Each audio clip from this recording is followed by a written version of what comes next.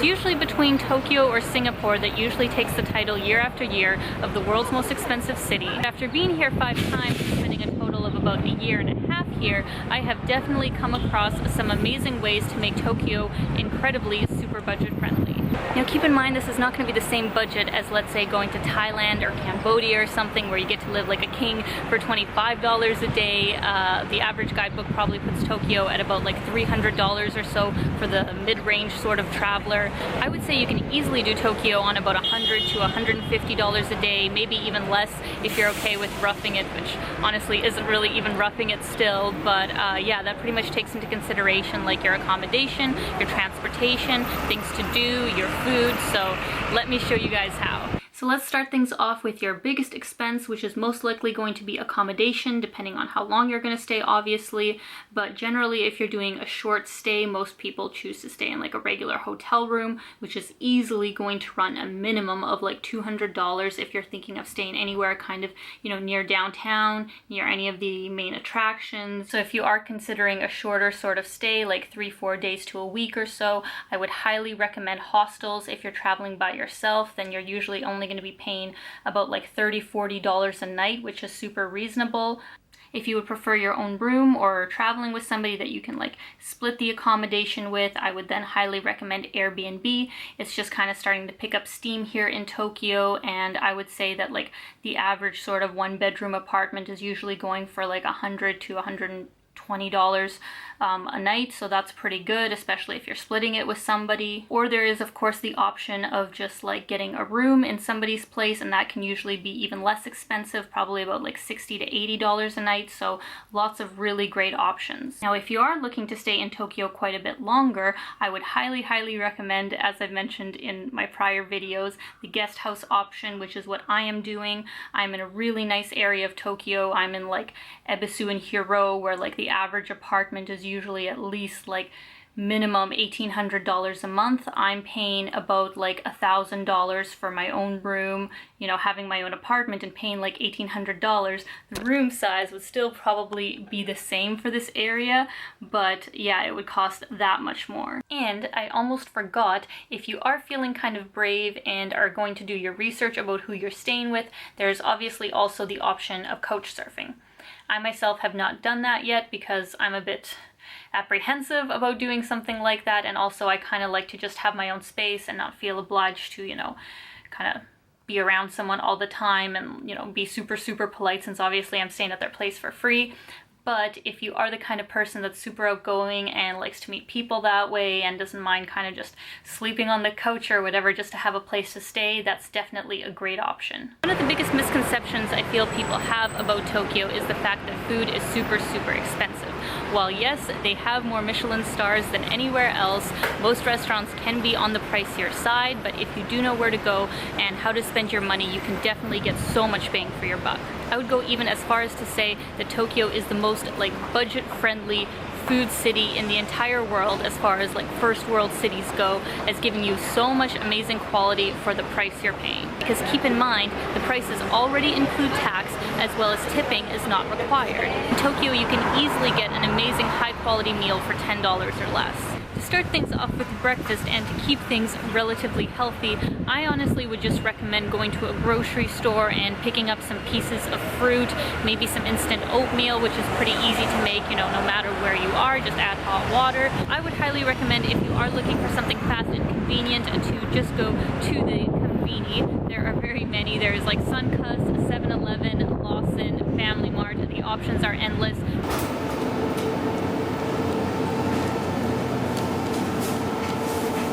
As you can see, there's a whole wide selection of food, and for breakfast I would honestly recommend just getting like whatever kind of fruit if they have, and then maybe some onigiris, which are pretty much just like rice triangles with whatever kind of filling inside, and a coffee or whatever, so lots of easy options.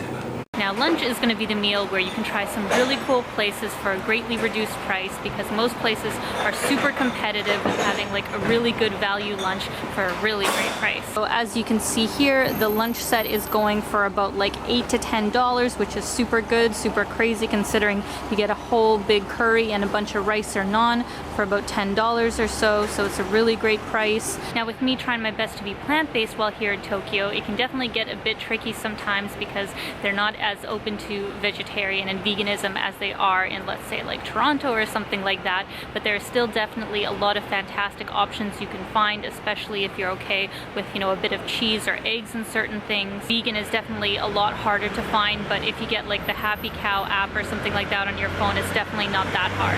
For example, here in Ebisu, there's a really great place right behind me. It is called the Healthy Island Cafe, and they have a whole bunch of really good veggie options like a fruit curry, which is kind of funny, and a whole bunch of different salads and smoothies. As for supper, since most restaurants tend to have their set menus significantly more than their lunch menus, I would recommend going to a place that has the same prices, you know, whatever the time of day. So whether that's a chain or just a more budget-friendly restaurant, there are still so many great options. For example, we are now here in Ebisu, right beside the station, and there's this whole strip of restaurants, and the majority of them are honestly fantastic options for around the $10 mark. That doesn't always include a drink, but you know what? Water is good for you. So the first place we have here is like kind of udon and tempura and onigiris. As you can see here, this wonderful noodle bowl with, I don't even exactly know what, but I think it's like mushrooms and tempura is only 390 yen, which is about $5 Canadian or $4 US. Super cheap. They've got a few different tempura options and onigiris for the low price of $1.50, so definitely a great option. So the next restaurant we have is a sushi go-round. You can pretty much get whatever kind of sushi you want from $2 to $4. So if you got like, you know, 8 to 10 pieces, that would be about $10, and they probably have, you know, some other kinds of options of other things you can get as well. If you want something quite a bit more American, there is Freshness Burger, which has a whole bunch of different options and really good burgers, even some veggie options for about $10 as well. And last but not least of a fantastic supper idea is definitely ramen. I have become such a big fan of it and crave it so much. So as you can see here, you can get a whole heaping bowl of ramen, a side of rice or gyoza, whatever you want, for only $10. And if all else fails and you feel like Japanese food really isn't sitting well with you and you just want a little taste of home, well, you can always go to Subway. This is definitely my go-to whenever I want something somewhat relatively healthy, and they do have really good veggie options here. I always get veggie and avocado sub. You can get a 6-inch sub with all the fixings and a little fries for about $6, so that is definitely a really good deal.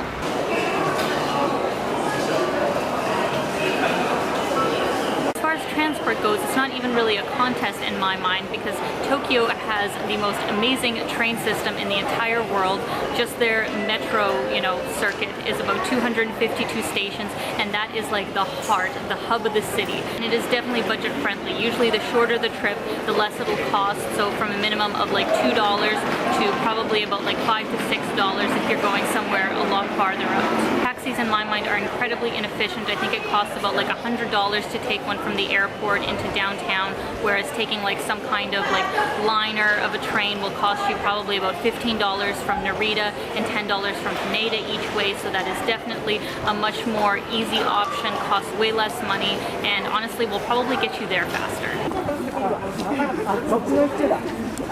And as far as attractions go here in Tokyo, honestly you guys, unless you're a complete travel newbie, I would say that Tokyo is pretty easy to just really see on your own. The only place that I would really recommend maybe getting a sort of day tour would be Asakusa with the Sensoji Temple. I think it'd be really interesting, you know, have somebody knowledgeable kind of explain, you know, the whole history behind that area. Aside of that, the things that I would really recommend to see would definitely obviously be Shibuya, that whole big crossing that you've seen in my vlogs, Shinjuku for Golden Guy, the red light district, and then Omotesando and Ginza for high-end shopping, where I am right now if you're interested in that sort of thing. Harajuku obviously, and Meiju Jinchumai Temple, which is right beside it, as well as Yoyogi Park. Tokyo Skytree, which I actually myself haven't been to quite yet, but it's one of the highest towers in the world and you can get an amazing view of Tokyo from there, so definitely check that out. The Imperial Palace grounds, which are absolutely stunning and my favorite place in Tokyo to go run around in at night. I would recommend Odaiba and kind of Tokyo Bay area. You can take some beautiful sort of like cruises around that area, and also go check out the Robot Museum, which is there as well. And then honestly, just like the food culture here too. Like, food is just an amazing part of what Tokyo. No way! No way! What are the chances? That is so funny. It is the second friend that I saw today. Like 5 years since we've seen each other, so it's like absolutely crazy the kind of like serendipity moments I've been having lately. Anyways, some other places I would recommend would obviously be Akihabara as well. That is like the electronics district here in Tokyo and part of like the whole maid cafe culture and things like that. Park is a really great area of Tokyo to check out as well. It's kind of the older part, kind of close to Asakusa, so if you're already in Asakusa, you may as well check out Ueno Park. Also lots to see there. And yeah, those are the main things that I can really recommend to you guys. Obviously, I'll be doing lots of vlogs that go into much more depth of each area, so definitely make sure you check those out. You really don't have to spend a whole bunch of money to have an amazing time in Tokyo. It's a spectacular city to just go around and see where the wind takes you, and whatever kind of crazy things come up, you will always be learning something new and seeing something you've never seen before. So definitely check it out if you get the chance. So I hope this list was helpful. If you guys have any questions, please post them down below. Subscribe to this channel if you already haven't, and until I see you guys next time, keep being your own kind of beautiful, and I will see you soon. Bye guys.